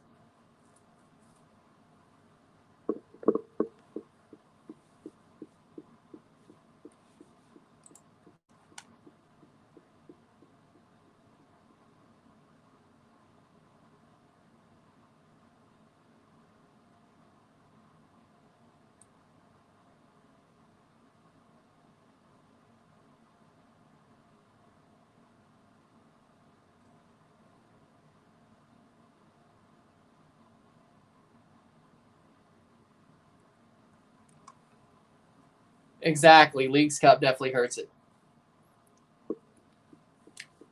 Yeah, actually, yeah. Canada could have been in a Copa America before 2024. They could have been there in 2000 after they won the Gold Cup. And it would have been in Colombia, who, ironically enough, was the team they beat in the Gold Cup to win the Gold Cup. But they pulled out due to violence in Colombia. Also, Argentina pulled out of that tournament as well, so it wasn't Canada was the only ones. But Canada, yes, could have been in more than one Copa. They say this is their first, but there's a asterisk to that. Oh, so that's okay. So DC United was there but finished third. But there's an asterisk to that. They could have been there in 2000. They just didn't go. And because they pulled out, or the tournament was canceled due to Colombia's violence, and then they restarted the tournament and said, hey, we made new, you know, protection rules and what have you. And Canada said they couldn't go to a tournament that was restarted or re-inaugurated. And there you go. So they could have been at the 2000 Gold Cup or Copa America, but back in the day, DC United had Jaime Moreno and Marco Echeverri. You would have been a huge fan of them. Say 2007, I was a Toronto fan. So, I mean, yeah, Marco Echeverri is an amazing player. Jaime Moreno as well. Both great players. But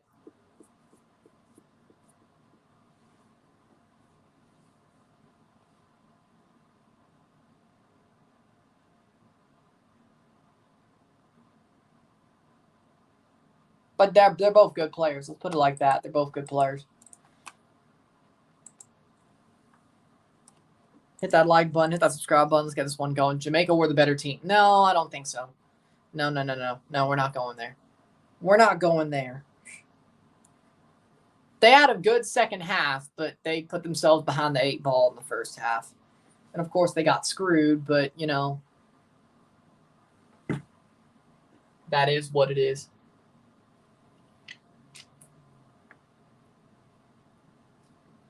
If they didn't get handed the penalty, Ecuador didn't get handed the penalty, it would have been a 1-1 draw. That's a fair point, but I'd say they got handed it, not lucky, but whatever you want to call that.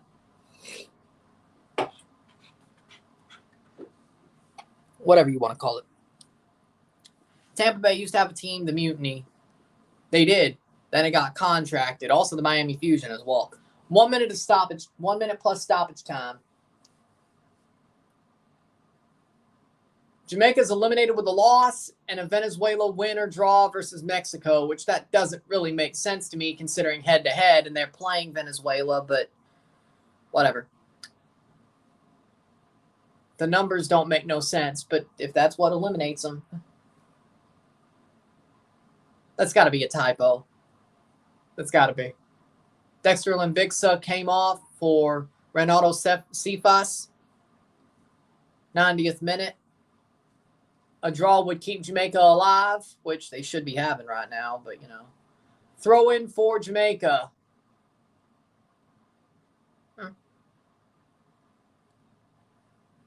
90th minute throw in. Throw in. Header.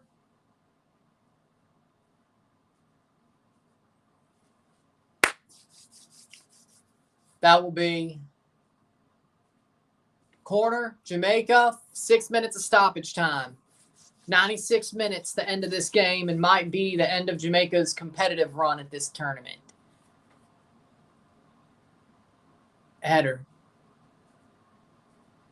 Cleared. And here comes Ecuador. Caicedo. Nope. Here's a shot. Goal. 3-1.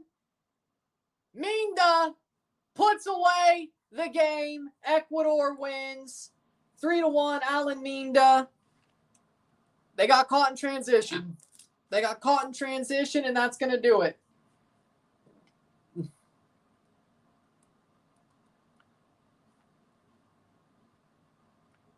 +1, 3-1, 3-1, Ecuador. Amazing counter, but they got caught in transition. You saw it coming as soon as the ball was coming the other way. I don't know if, I saw it coming.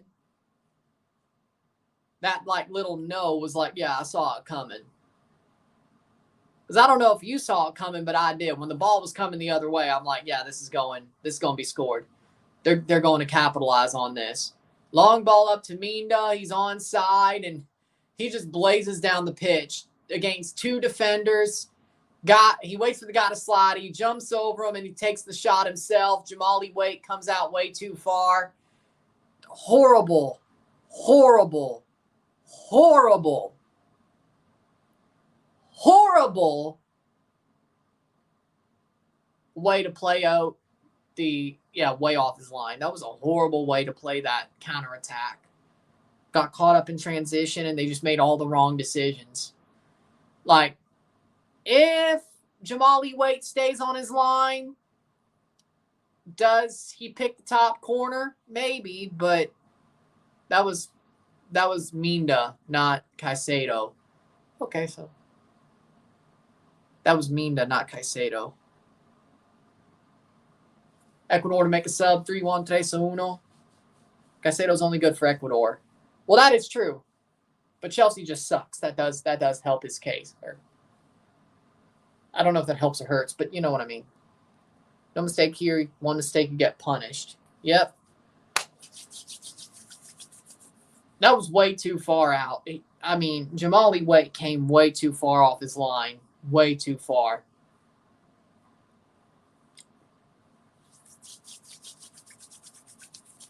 Like, you can't go that far off your line.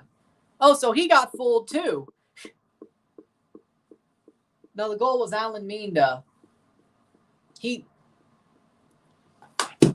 don't know. He does look like Caicedo's doppelganger. I mean, I will admit that. He does look like Caicedo's doppelganger. He does.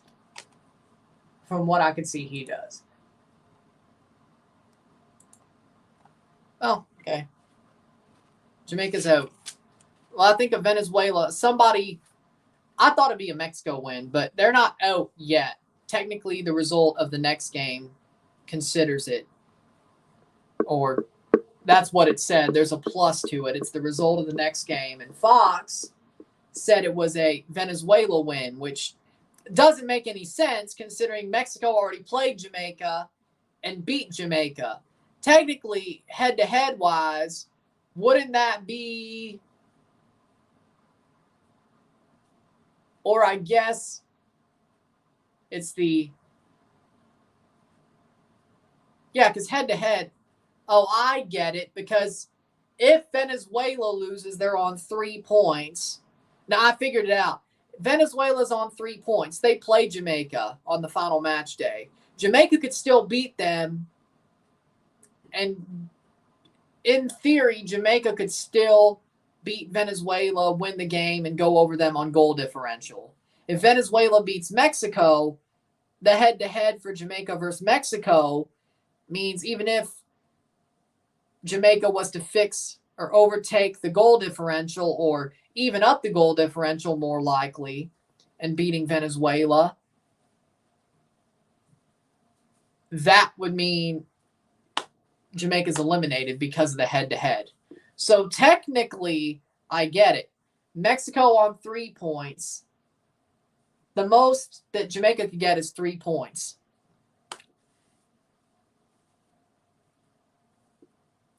Mexico's already on 3 points. Now, Mexico probably won't beat... Well, they could beat Ecuador. They could. If they beat Ecuador, it doesn't mean anything. If Venezuela beats Jamaica, it doesn't mean anything. But Jamaica losing or Venezuela beating Mexico means Jamaica's out due to head-to-head. Because they could jump Venezuela easier than they jump Mexico, is the thought process.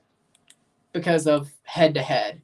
Like, they could still get their head-to-head back against Venezuela. 3-1. It is 3-1 for, here we go, 96-minute full-time, 3-1 Ecuador. Jamaica's on the precipice of being eliminated if Mexico doesn't do the job tonight.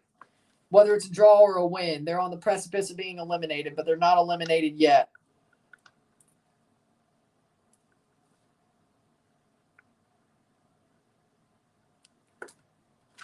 Mexico going to lose against Venezuela.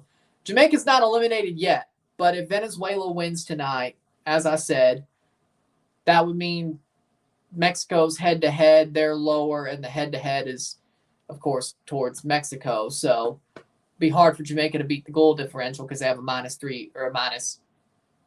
They've scored 1, allowed 4. That's a -3 goal differential. So best they could do is even it out, which, yes, I am, at 8 o'clock Central. So we'll take a short break, and I'll be back. And then we'll review that Mexico game after it's over. So basically what screws Jamaica is if Venezuela wins the head-to-head. That's not what. Oh. They'd both be on 4 points. Oh. Actually, so you want a Mexico win if you're Jamaica. I just realized. There we go. Yeah. A Venezuela and Mexico draw put them both on 4 points. Only Ecuador could catch them. If Ecuador was to beat Mexico and knock them out, then Venezuela versus Jamaica. Okay. My bad. So basically, if you're Jamaica, you want a Mexico win. Anything else eliminates you. Which, knowing how Mexico's playing, bye-bye. Which, knowing how Mexico's playing, bye-bye. I'm not good at math. I've told you this. Sometimes I'm not good at math. My brain may not be fully spinning. But with that being said, a draw is a 4-4 for both teams. Jamaica can't get to 4. You're out. Venezuela wins head-to-head means it's hard to jump Mexico. No, they're out with a Venezuela win. They're out with a Venezuela win because Mexico has the head-to-head. And I don't think Jamaica is going to beat Venezuela by 4 or 5, even if Mexico were to lose to both Colombia and Venezuela. I don't think it's going to happen. So they're probably out anyway, but a Mexico win still gives them something to fight for on the final match day. Anything else means they're gone. They just have to play it out because that's how these things go. Which is probably the worst thing to feel is like, oh, this game means nothing. With that being said, though, if you like the stream, like it, share, subscribe. You know what it is. Tell your friends. Hit that like button. Hit that subscribe button. Hit that bell notification once subscribe. Send super chats on the live streams. Comment on this video. Put us in playlist. Share with friends and family. All that great stuff. I'll see you.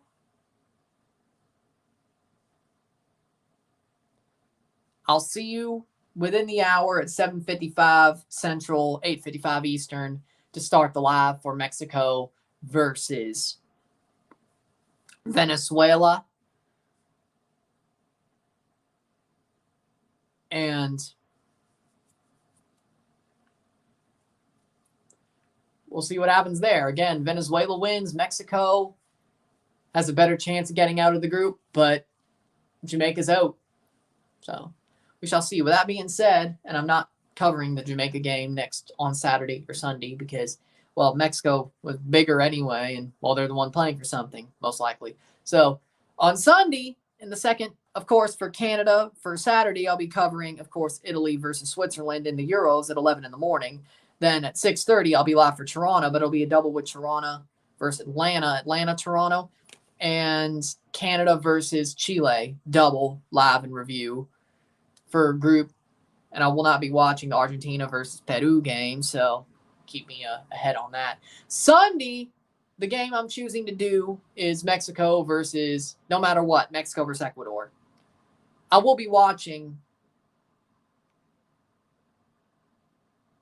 the Jamaica-Venezuela game probably on the computer just to have the scoring, but, you know, that means nothing. It's just if Venezuela tops the group with 9 points. Well, what happens tonight? Could be 6, but whatever. We'll be focusing on Mexico versus, with the scoring of Venezuela, Jamaica, we'll be focusing on Mexico versus Ecuador on Sunday. How much did it end? 3-1. 3-1. So if they get eliminated, this jersey's going in the hamper because I won't need it for the rest of the tournament. With that being said, because of how quick the turnaround is, you know. Well, with that being said, don't know why I had to bring that up, but I did. Whatever. With that being said, I'll see you later. I'm Ron and I'm out. Peace.